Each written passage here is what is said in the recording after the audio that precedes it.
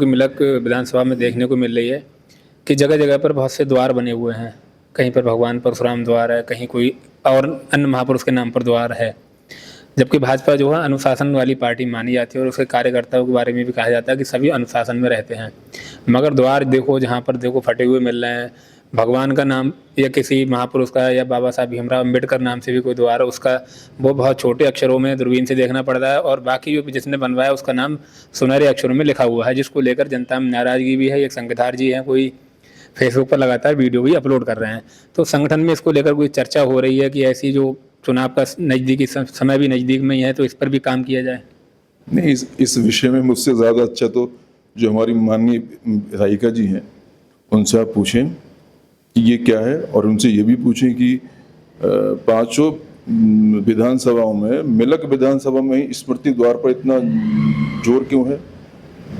भाई और भी विधानसभा हैं, माननीय आकाश जी हमारे शहर के विधायक हैं, उनके आप जाके देखिए, लाइट, बिजली, पानी, हर चीज़ की अच्छी व्यवस्था है, सब काम अच्छा कर रहे हैं। हमारे यहाँ क्यों स्मृति द्वार ही बन रहे हैं केवल। ये उनसे आप कुछ जाएं, उनसे मिलें, उनसे प्रश्न करें इस बात पे। उनसे भी इस बारे में प्रश्न होगा। वैसे कुछ असंतोष नजर आ रहा है आपको भी सुनने को मिलता हुआ?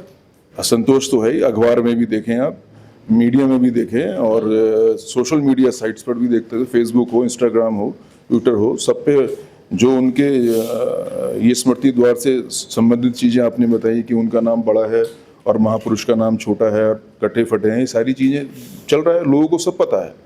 यहाँ की जनता, हमारा वोटर बहुत जागरूक है, उसे हर चीज़ का पता है, किस चीज़ में क्या चल रहा है। स्मृति द्वार में जब बनता है उसमें क्या लागत आती है, क्या बचता है, और हाई मास्क लाइट में क्या लागत आती है, क्या बचता है।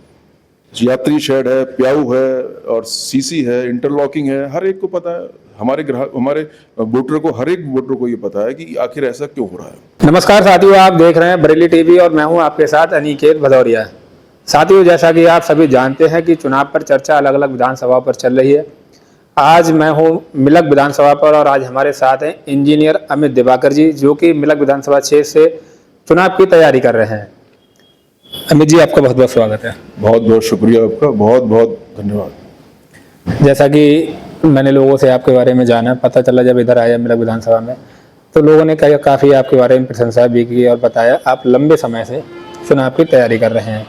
वर्तमान में आप प्रदेश कार्यकारिणी अनुसूचित मोर्चा के सदस्य भी हैं, तो कैसा चल रहा है आपकी चुनावी तैयारी?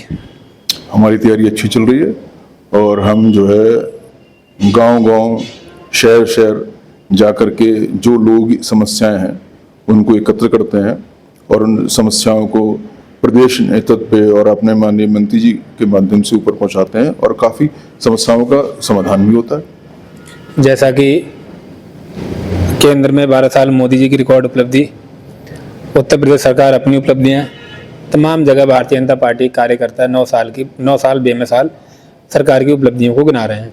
वहीं दूसरी ओर देखने में आता है कि जो विपक्षी पार्टियां हैं वो कहती हैं विकास कम, भ्रष्टाचार ज़्यादा हुआ है।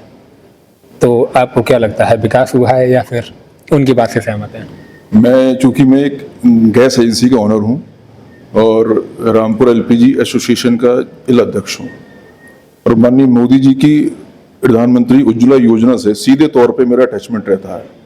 तो मैं गर्व के साथ कह सकता हूँ कि प्राइम मिनिस्टर उज्ज्वला योजना में एक पैसे का भ्रष्टाचार नहीं है, और ये माननीय मोदी जी और भारतीय जनता पार्टी है जिसने लगभग 12 करोड़ गरीब परिवारों को उन तक एलपीजी पहुंचाई है। गैस का चूल्हा, गैस का सिलेंडर फ्री, मुफ्त में, बिना किसी पैसे के उपलब्ध कराया है। जैसा कि अभी देखने में आया कि गैस की किल्लत देश में हो रही थी, काफ़ी जगह मीडिया की सुर्खियां बनी। अब क्या लगता है, स्थिति सामान्य है या कुछ शॉर्टेज है? मैं आपके माध्यम से लोगों को ये बताना चाहता हूँ कि गैस की ना कभी किल्लत थी और ना है और ना होगी, क्योंकि हमारे माननीय मोदी जी हर चीज़ के विषय में, हर चीज़ की बात बहुत अच्छे ढंग से लेकर के चलते हैं। और मैं कई बार हम लोग देखते हैं पेट्रोलियम मंत्रालय की प्रेस कॉन्फ्रेंस भी होती है, उसमें आज तक कभी ये नहीं आया कि किसी भी गैस एजेंसी पे एक भी दिन गैस खत्म हुई हो। हर एक गैस एजेंसी के पास पर्याप्त गैस है, पर्याप्त गैस बट रही है, कहीं कोई दिक्कत नहीं है। मिलक विधानसभा से आप चुनाव की तैयारी कर रहे हैं, जब जनता अपना किसी भी प्रत्याशी को चुनती है, किसी को वोट देती है, विधायक बनाती है, तो जनता की भी अपनी महत्वाकांक्षा होती है कि हमारा विधायक जीतेगा तो ये कार्य करे या वो कार्य करे। अगर आपको पहले तो पार्टी टिकट दे और पार्टी टिकट देती है, जनता आपको विधायक चुनती है, तो आपके विकास की कौन कौन सी प्राथमिकताएं रहेंगी? मेरा मेन फोकस जो है, मैं पहले भी कई बार कह चुका हूँ, अपने जब क्षेत्र में घूमता हूँ तब भी कहता हूँ, और कई बार आपके मीडिया बंधु से ही बातचीत होती है कि मेन फोकस जो एजुकेशन पे रहेगा। हमारे जो है शाहबाद में एक राजकीय डिग्री कॉलेज है, लेकिन मिलक विधानसभा का मिलक कस्बा ऐसा है कि वहाँ पर राजकीय डिग्री कॉलेज नहीं है। तो मैं चाहूँगा कि एक राजकीय डिग्री कॉलेज, अगर यदि मुझे मौका मिला तो राजकीय डिग्री कॉलेज मिलक में बने, और शाहबाद मिलक दोनों जगह एक उच्च स्तरीय पुस्तकालय बनाया जाए, ताकि यहाँ जो बच्चे पढ़ रहे हैं उनको एक ऐसा माहौल मिले ताकि यहाँ से भी IAS PCS बच्चे बन सके। ये मेरी सोच है, इसके सोच के माध्यम से ही मैं आगे काम करना चाहता हूँ। अगर समाजवादी पार्टी की बात करें तो हर जगह समाजवादी पार्टी के लगभग दर्जन भर प्रत्याशी हैं जो कि पार्टी से टिकट मांग रहे हैं। वहीं दूसरी ओर कई जगह भाजपा से भी लगातार प्रत्याशी अपनी दावेदारी कर रहे हैं। वर्तमान समय में मिलक में भाजपा के ही विधायक हैं और आप टिकट मांग रहे हैं, तो क्या उम्मीद है आपकी बार टिकट मिलेगा? बिल्कुल मिलेगा टिकट।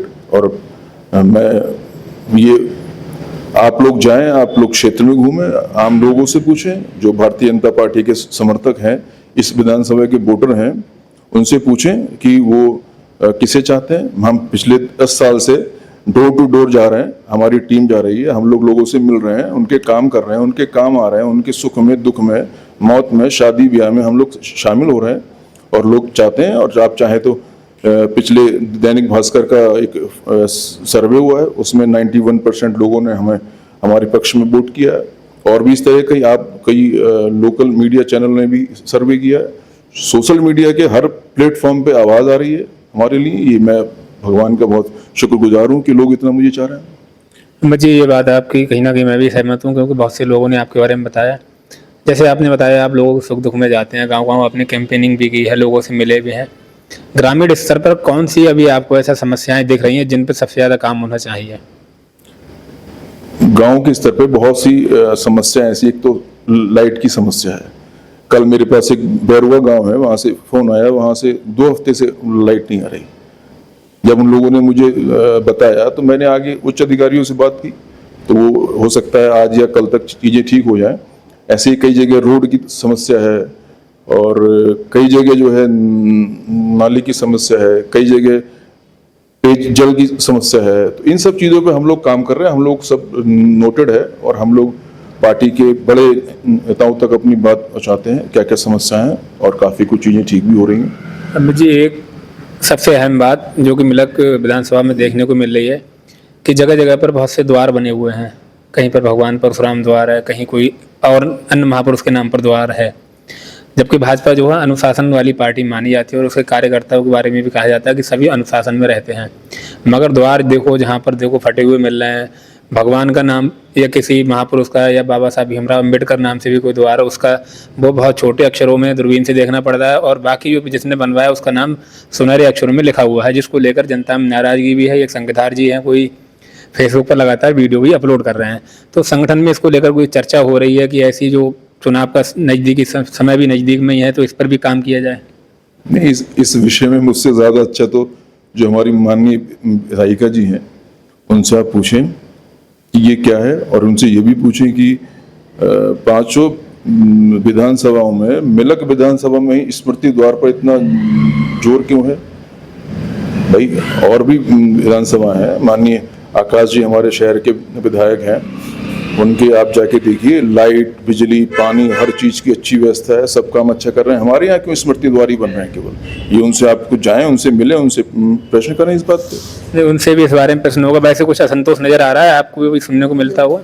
असंतोष तो है ही, अखबार में भी देखें आप, मीडिया में भी देखें, और सोशल मीडिया साइट्स पर भी देखते हैं, फेसबुक हो, इंस्टाग्राम हो, ट्विटर हो, सब पे जो उनके ये स्मृति द्वार से संबंधित चीज़ें आपने बताई कि उनका नाम बड़ा है और महापुरुष का नाम छोटा है और कटे फटे हैं, ये सारी चीज़ें चल रहा है, लोगों को सब पता है। यहाँ की जनता, हमारा वोटर बहुत जागरूक है, उसे हर चीज का पता है, किस चीज में क्या चल रहा है। स्मृति द्वार में जब बनता है उसमें क्या लागत आती है, क्या बचता है, और हाई मास्क लाइट में क्या लागत आती है, क्या बचता है। यात्री शेड है, प्याऊ है, और सीसी है, इंटरलॉकिंग है, हर एक को पता है। हमारे ग्राहक, हमारे वोटर को, हर एक वोटर को ये पता है कि आखिर ऐसा क्यों हो रहा है। एक तरफ समाजवादी पार्टी पीडीए के फॉर्मूले पर काम कर रही है, जिसके तहत लोकसभा में भी सीटें जीती, विधानसभा स्तर पर भी पीडीए फॉर्मूला ही, जो अध्यक्ष हैं राष्ट्रीय अध्यक्ष अखिलेश यादव, उन्होंने कहा पीडीए फॉर्मूला पर ही टिकट बांटे जाएंगे और चुनाव भी लड़ा जाएगा, बूथ मैनेजमेंट भी अच्छा किया जाए। तो भारतीय जनता पार्टी पीडीए की कोई कार्ड ढूंढ रही है, बूथ पर आप लोगों का काम कैसे चल रहा है? हम लोगों का बूथ स्तर पे बहुत स्ट्रांग काम है। हम लोगों की सारी चीजें सेटल हैं। हम लोग, भारतीय जनता पार्टी एक हिंदुस्तान में ऐसी पार्टी है इकलौती कि वो 24 घंटे इलेक्शन मोड में रहती है, और किसी पार्टी में इतना वो नहीं है कि वो इलेक्शन मोड में रहे। और रही बात एसपी पार्टी की, तो अभी हमने 3 दिन पहले देखा, मिलक विधानसभा का शाहबाद में एक कार्यालय खोला था, और वहाँ पे कई लोग, वहाँ सांसद, जो यहाँ से सांसद एसपी पार्टी के मौजूदा, उन्हीं का फोटो गायब था। जो यहाँ से प्रदेश में प्रदेश अध्यक्ष हैं, उनका फोटो गायब था। एक व्यक्ति है, वो वीडियो चल रही है और चीख चीख के कह रहा है, एक पूर्व विधायक हैं एसपी पार्टी के, यहाँ से उनका नाम ले रहा है, चीख चीख के कह रहा है कि यदि इनका टिकट होगा तो ये हार जाएंगे, हार जाएंगे, हार जाएंगे। तो ये स्थिति, ऐसी पार्टियों से हमारा कोई कंपटीशन नहीं है। अमित जी, एक अब चलते चलते आखिर में कुछ 2-3 सवाल और, वो ये है, हर व्यक्ति के जीवन में कुछ ना कुछ संघर्ष की कहानी होती है। आप राजनीति में आए, राजनीति में भी आगे पीछे करने वाले बहुत लोग होते हैं, तो क्या चुनौतियां रही हैं अपने जीवन में और किस प्रकार आगे बढ़ा जा रहा है? मैं एक बहुत ही गरीब फैमिली से हूँ। मेरे दादा एक मजदूर थे, उन्होंने मजदूरी करके मेरे पापा को पढ़ाया, पिताजी ने हमारे नौकरी की, फिर उन्होंने, हम 4 बहन भाई हैं, हम लोगों को पढ़ाया, और हम लोगों ने बहुत अभाव में जिंदगी काटी, बहुत संघर्ष किया। पहले 12th पास किया रामपुर से, फिर जेएसएस एकेडमी है नोएडा, वहाँ से इंजीनियरिंग की। उसके पश्चात हमने यूपीएससी के अटेम्प्ट लिए, यूपी पीसीएस का इंटरव्यू दिया। तो ये सारी चीज़ें, उसके बाद आज ऊपर वाले की दया से सही है, और रामपुर में अपनी छोटी सी गैस एजेंसी है, और उसी के माध्यम से मैं रामपुर एलपीजी एसोसिएशन का जिलाध्यक्ष हूँ। और मैं युवा वर्ग से कहना चाहूँगा कि आपकी सारी समस्याओं का समाधान सिर्फ एजुकेशन है। आप पढ़िए, पढ़िए और पढ़िए। आप पढ़ने की बात कर रहे हैं, वहीं दूसरी ओर युवा ये कह रहा है कि पढ़ रहे हैं, पढ़ रहे हैं, पढ़ रहे हैं, लगातार पढ़ते ही आ रहे हैं, मगर पढ़ते पढ़ते पेपर लीक हो रहा है, पढ़ते पढ़ते ओवर एज हो रहे हैं, एग्जाम कंपटीशन में बैठने का मौका नहीं मिल रहा है, पढ़ते पढ़ते युवा नशे की ओर भी बढ़ रहा है। तो आप युवाओं से इस बारे में क्या संदेश देना चाहेंगे? नशे की लत जो है वो जीवन के लिए कितनी खराब है? मैं युवाओं से यही कहना चाहूँगा कि आपके समक्ष जो चुनौतियाँ हैं, उनसे बिल्कुल ना घबराएं। मैं खुद अपना एग्जाम्पल बताता हूँ। 2003 में मैंने इंजीनियरिंग की, उसके पश्चात मैं 6 साल यूपीएससी के लिए लगा रहा। मैं अभाग्यशाली रहा कि मेरा नहीं हुआ, लेकिन ऊपर वाले ने द्वार खोले, मुझे गैस एजेंसी अलॉट हुई, और उसके पश्चात मैंने जो है पीछे मुड़कर नहीं देखा। तो ऐसा नहीं है, आप धैर्यपूर्वक काम करिए, और किसी के बहकावे में आने की आवश्यकता नहीं है। ऊपर वाला जरूर सुनता है, आपकी मेहनत काम आएगी, हमेशा काम आएगी। मेरा यही आग्रह है कि बिना कहीं डिस्प्यूट में पड़े आप सिर्फ मेहनत करिए, पढ़िए, ये आपके काम आएगा। तो साथियों, अभी हमारे साथ हैं अमित जी, जिन्होंने सभी सवालों के विभागीय से जवाब भी दिए। जैसा कि आप समझे ही होंगे, बैनर को लेकर जो विवाद चल रहा है मिलक के अंदर, उस पर भी जवाब दिया, और जीवन के अपने संघर्ष के बारे में ही बताया। आशा है कि आप भी बहुत कुछ सीखेंगे जीवन में। हो सकता है जो कदम आप आगे बढ़ा रहे हैं, बढ़ने वाला कदम ही आगे आपकी सफलता की ओर ले जाए। इसी के साथ आप लगातार मेहनत करते रहिए, और भी मिलक विधानसभा के सभी प्रत्याशियों से ही बात होगी, लगातार यहाँ पर ग्राउंड पर सर्वे भी होगा। इसी के साथ बने रहिए हमारे साथ। जय हिंद, जय भारत, राम राम।